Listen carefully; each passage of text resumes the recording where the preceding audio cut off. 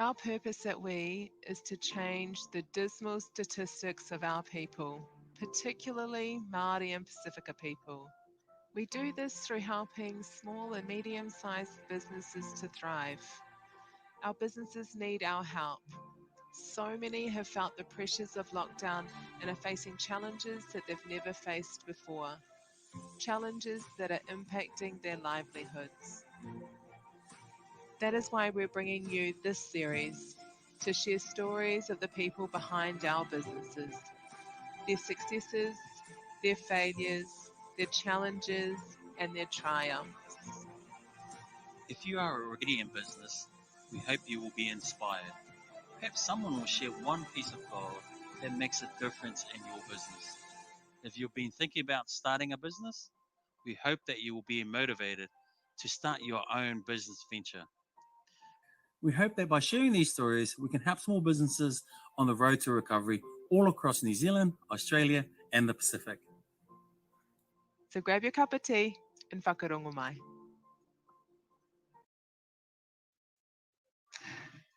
Talofa and kia ora, and welcome to another episode of Cup of Tea with WE. Obviously, it's a bit different today.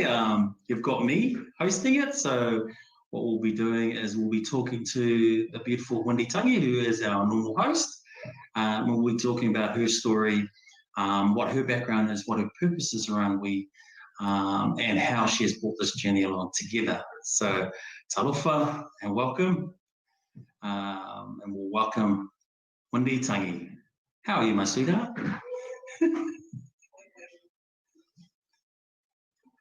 Sorry, I can't.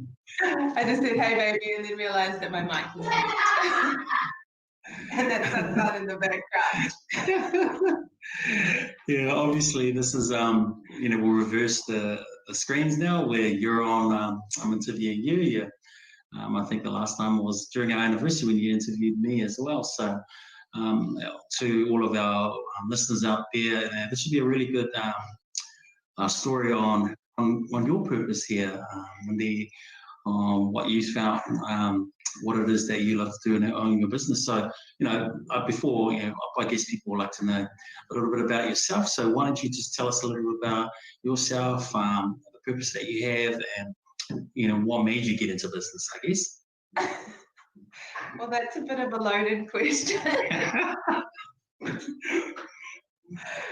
Okay, so first of all, can I just say that's why I host these shows. Okay, so who am I? I was born in Taranaki, in a little place called Waverley. Before I turned one, though, I moved to Tamaki Makaurau, so moved to Auckland. And where I was born down in Waverley is where my Māori family were. So my mum is part Māori, my dad is part European and part Greek. So I'm Māori, Greek, European. Probably got a bit of Scottish in me and other things as well. And so I moved to Auckland before I turned one. Grew up in West Auckland, and growing up, my dad was in business. So I spent a lot of my time cycling and doing lots of sporty things.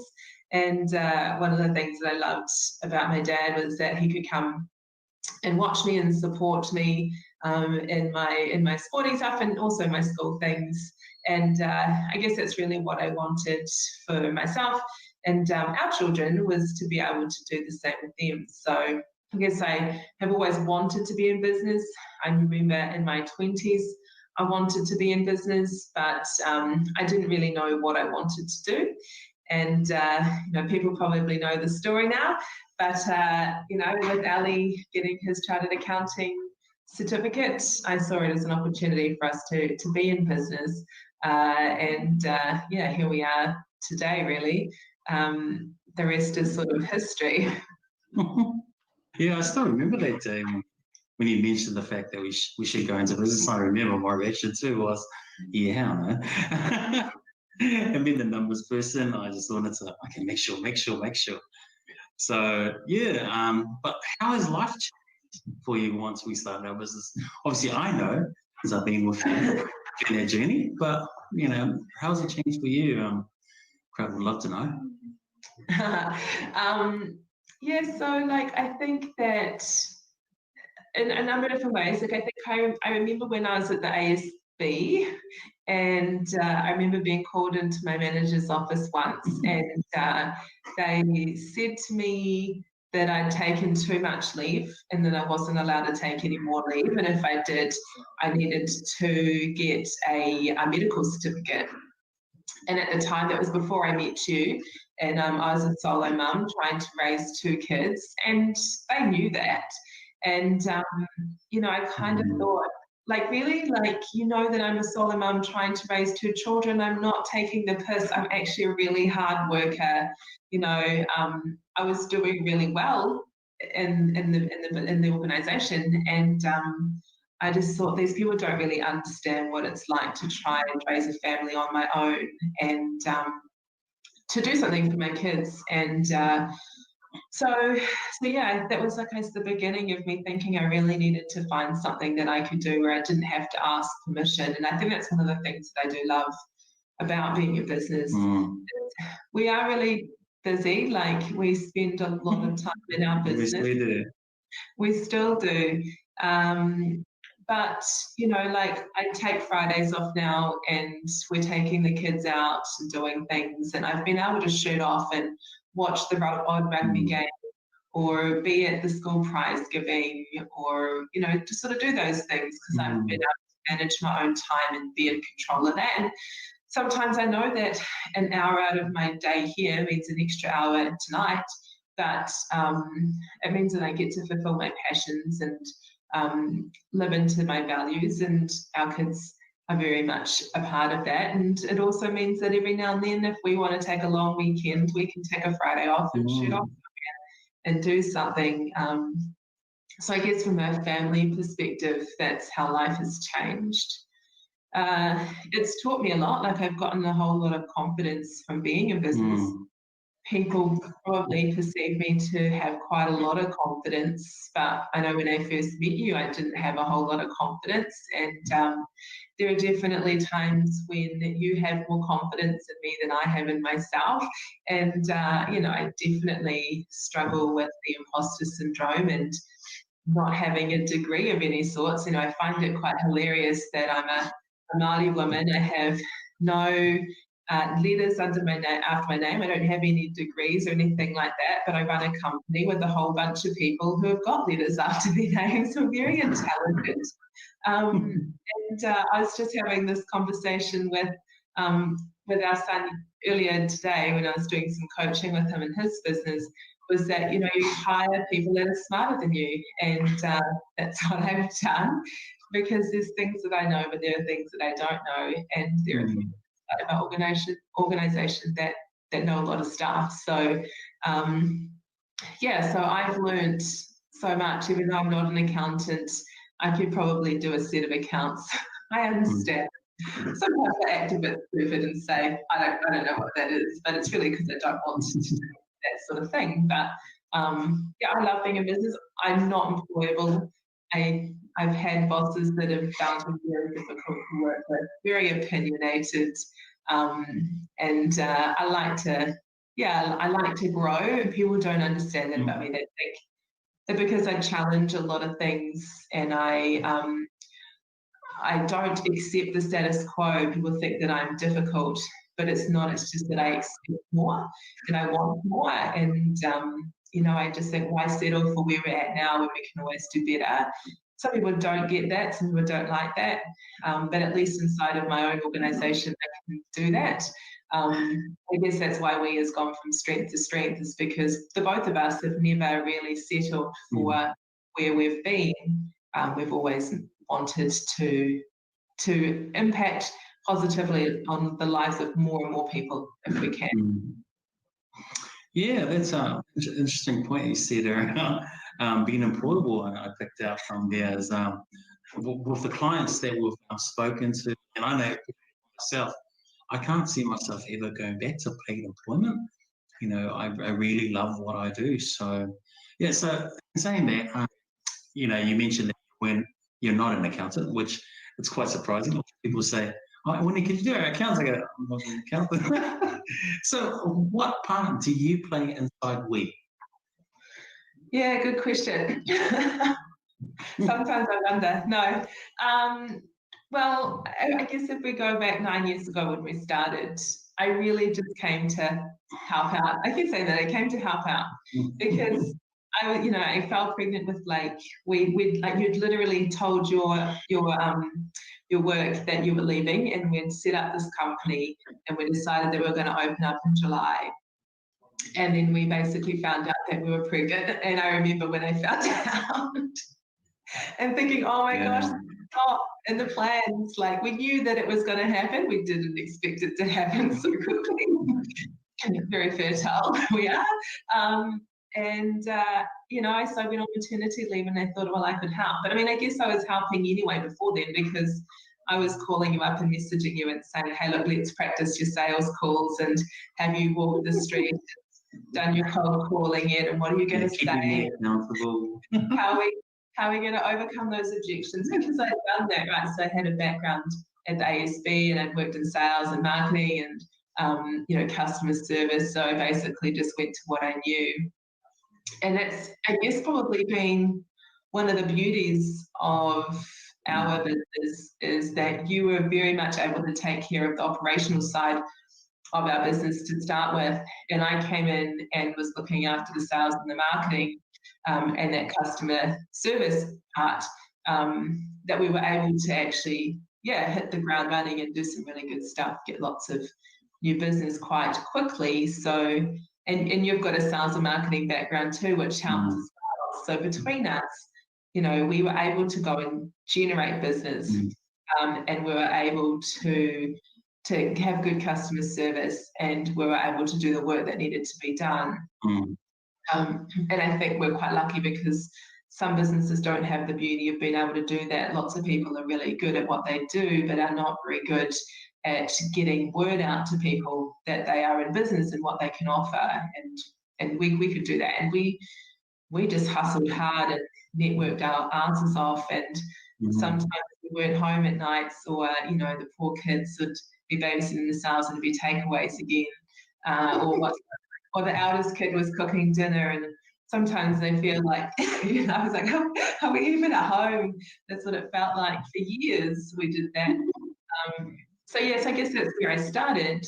And then, and then the whole cancer thing happened. And I started, well, actually before then we started getting more coaching and mentoring from people. So I started to work on my business development and my personal development. And then, after the first lot of cancer that I got in 2017, that was when I sort of realized that I had actually more to offer. And I started dabbling in coaching and mentoring as a life coach, and realized that actually I really just love business, and I didn't want to just do health, because I learned so much about health. I was able to help lots of people in that area, but actually it wasn't really a passion of my businesses. And so, I worked together with a couple of people, Sione Famina and my coach, Mike, and we developed out the accelerator program, and it kind of just blew up and went from there. So now I coach business owners. I kind of set the strategic direction, I guess, for WE. And if they want to know about stuff in the business, then they come to me. But if it's anything to do with finances or operations, then they come to you. So, I think we've worked on a pretty good partnership in business between the two of us. Yeah. Well, I guess a lot of people, it's good to know that when it comes to that business development side, you are the lead in there. You've helped grow some of our team members in that side.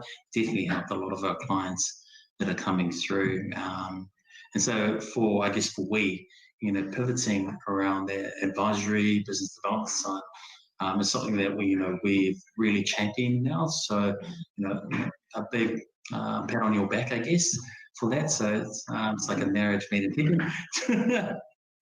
But it also takes into account the changing nature of accounting and the industry.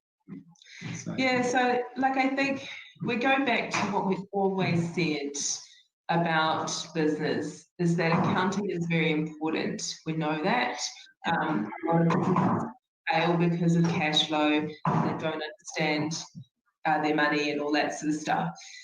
But if you really look at it, the accounting side of things, or just knowing how much tax you need to pay at the end of the year, does not help grow and develop a business.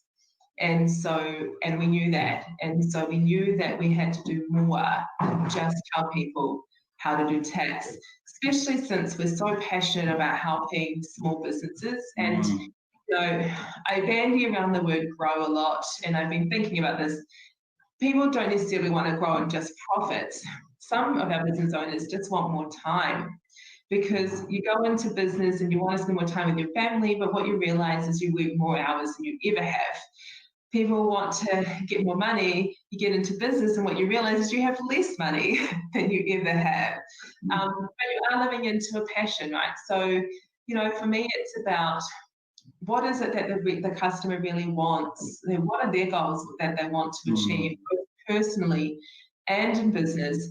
Because you don't want to be a slave to your business. You really do want to be empowered inside your business, and you want to love what you're doing, but it needs to serve you. And so that's what I'm interested about in business is how can you get your business to serve you, and how can you help positively on the lives of other people through your business.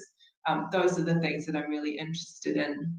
And those are the things that I sort of would like to help people with is how do you find more time? How do you get more money if that's what you want? How do you worry less? How can you do the things that you really love to do inside of your business and not have to wear every single hat? You don't have to wear the finance all the time, or the marketing and the sales and the HR and the IT. There's so many different hats that we don't always like to do. So just helping business owners to be able to spend their days doing all of the things that they love and less of the things that they don't like to do. Yeah, I really like the point you mentioned about don't be a slave to your business. We find a lot of our business owners, I guess including ourselves, we're working long hours. But what we're trying to drive through is the efficiencies that we can help our businesses so that they can get back that time, but yet still yield a sustainable, profitable business. So, I totally agree. Is finding that balance inside their business as well. So just in saying that, over obviously in business, you're always going to have people there that come in and out. But who were some of the people that helped you in your business? Obviously, I know some of them, but who are the others in there that you really feel that really helped you along? Well, if you're asking me for a plug about you, then I guess I could. I don't know. Yeah. I thought that was a given. I mean, obviously, and I've already mentioned, I think you're my biggest supporter. I always say, you're my biggest cheerleader. And one of the things that I love about you is that you are not afraid to champion me. And I think given that we own a business together, it would be quite easy for you to let an ego take over and want to be the head honcho and, not allow me to grow into, my own potential. So I really love that about you, that you really do push me, which is great because I need to be pushed sometimes, as we all do. But I think there's so many people along the way that have helped. Let's start off with all of the people that we've employed over the years, and there's been a lot. I think every single person, no matter how long or short they have been with us, we can't do this without a great team of people around us. And some were for a short time, some were not always a great time, but I've learned something from every one of them, and every one of them have contributed to our success so far.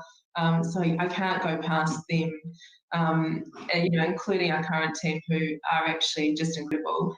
I've had some great mentors along the way. Daniel Batten he helped me out with some of my health stuff, and he coached us for a bit, and he did a bit of stuff with me personally.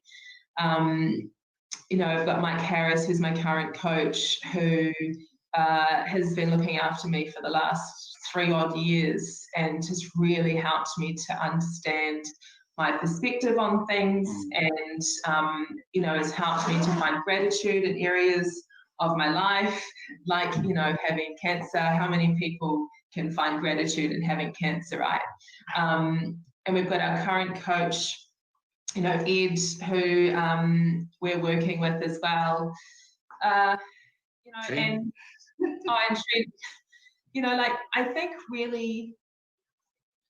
I just think it's really important as a person, not even just a business owner, but as a person, to understand that there's always room for you to grow and improve, and everybody has an opportunity to learn from somebody.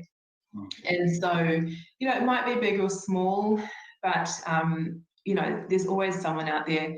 But I think, some of the most influential people in my life, my dad was definitely an influential person in my life. Losing him just before I got breast cancer was very difficult.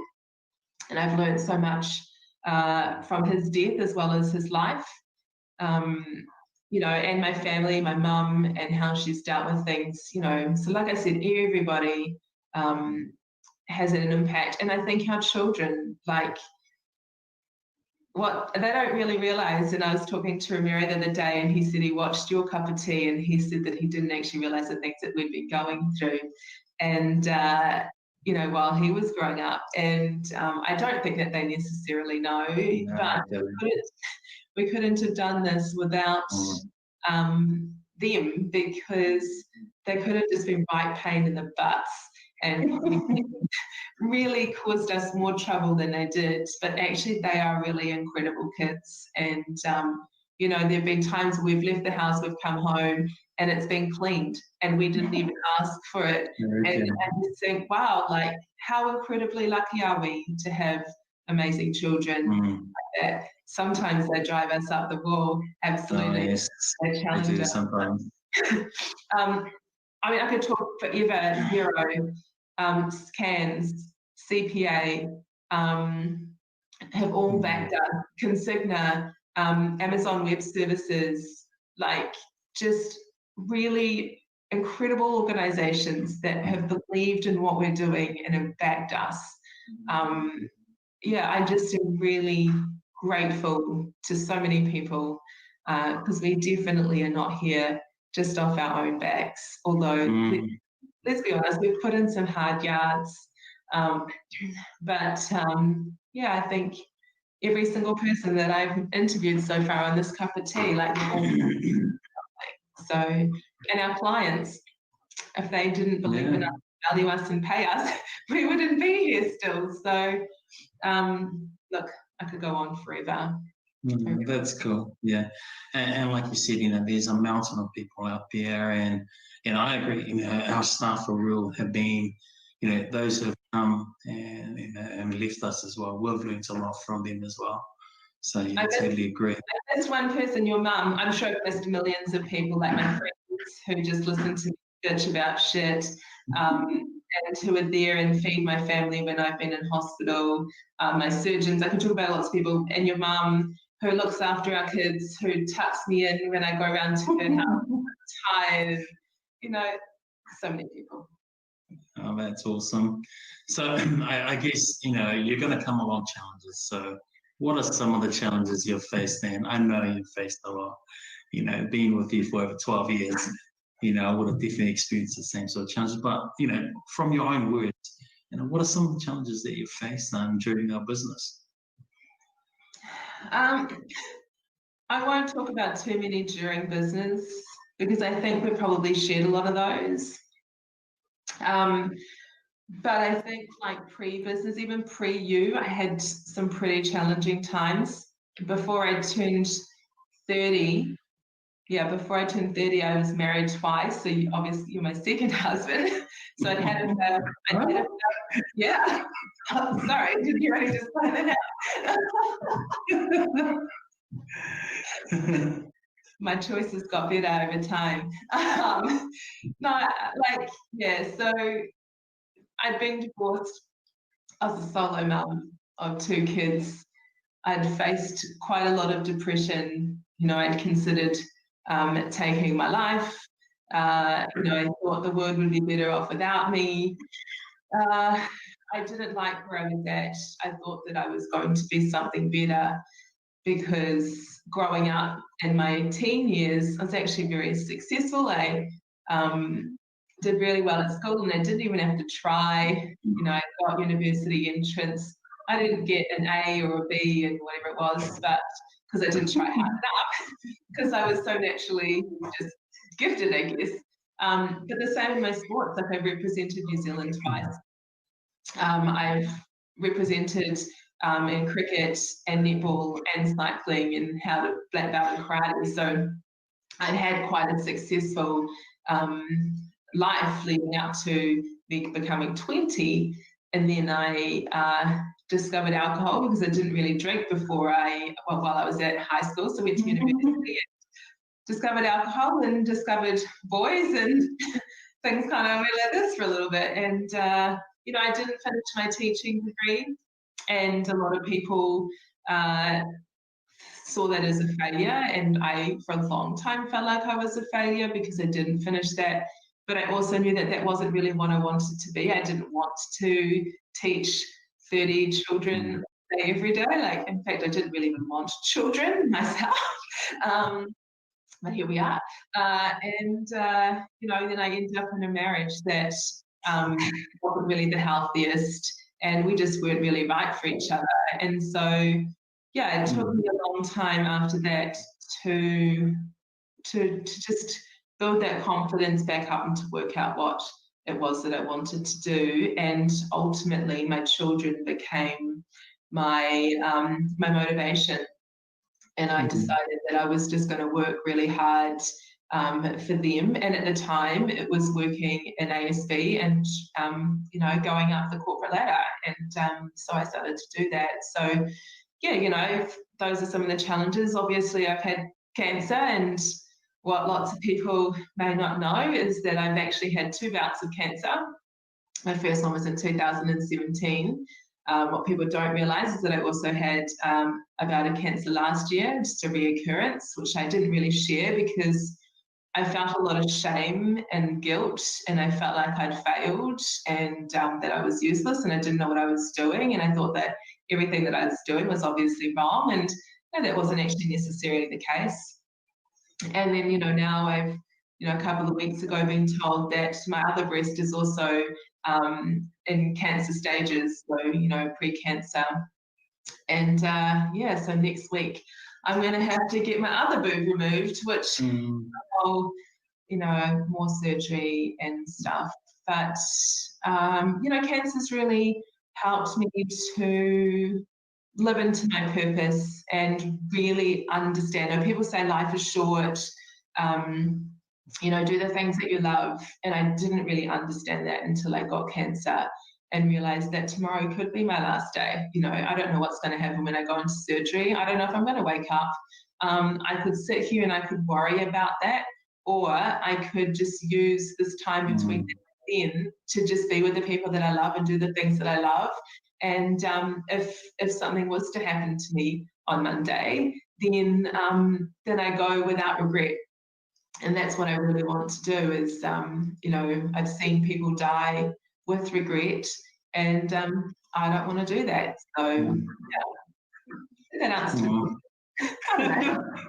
Well, I just want to say thank you to you, babe, for sharing that story. It's hard to be vulnerable, and I know that when you do share your story, it impacts a lot of people, and hopefully it inspires people to go out and do what they want to do and don't live with any regrets. So, mindful of time, I know you'll be telling me, hey, only 30 minutes. So I just wanted to ask one last question is, when you look back now, what do you want people to learn from your journey? What sort of message do you want to leave? Yeah, look, maybe a couple of things. I think people look at me and they think that I'm strong, and you know, I was saying to the team yesterday that if any of them were faced with what I'm going through and have gone through, they would do exactly the same thing. Like, they're strong as well. Like, especially if you've got children, or even if you don't have children, like, you've got a will to live. You'll do whatever you need to do to get through. And so I don't think that I'm any stronger than anybody else. I think that everybody has got it in them. And I just want to reassure people that there are times when I don't feel strong. And you'll know this.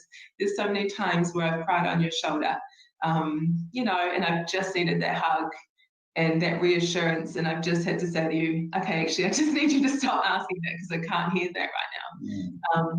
You know, so there are times when I'm not strong. And that's okay. You know, I think so often we applaud people for being strong, and we, you know, we applaud people when when they don't burden other people with their stuff. And I just think that's bullshit, to be fair.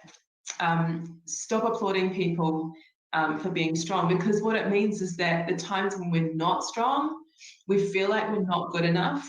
We feel like we should be, and then we start putting ourselves down. And the reality is that we can't be strong 100% of the time. And, you know, but let's not sit in the weakness all of the time. Like, let's not dwell in our shit all of the time. But yes, cry. I cried. You know, every single time that I've been told that I've had cancer or something, I've cried, you know, and that's okay. There's nothing wrong with that. That doesn't show that you are any weaker. It just shows that you're human and that you have emotion. We have emotion. But don't sit in that, you know, stay there, you know, cry it all out, have a cry to your friends, have a cry to your husband or your wife, but then know that crying isn't really going to help in the end, and that you will get through this, and then start to work out, you know, what is it you're going to do, and think about all the positives and just change your perspective on it. Because when you're crying about it, usually it's because you feel sorry for yourself, and it's okay to do that sometimes. But, you know, just check in, is this serving me, and how can I look at the benefits of this? And so people say that they think that I'm a really positive person. There are times when I'm not positive. Don't get me wrong. Like, there are times when I'm very negative.